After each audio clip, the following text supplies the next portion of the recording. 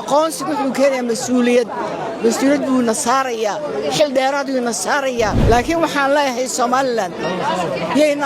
yeynaan isdhiganin horteeda lama qiyaas karo waa maalintii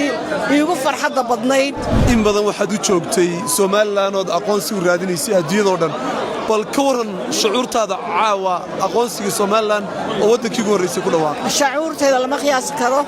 waa maalintii iigu farxadda badnayd intii aan ifa ku noolaa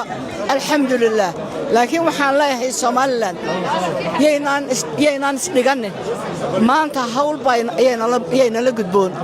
aqoonsi wuxuu keenayaa mas'uuliyad buu nasaaraya xil dheeraad uu nasaaraya xisho dheeraad uu nasaaraya midnimo dheeraada ayuu ixtiraafka inoo keenaya naga rabaa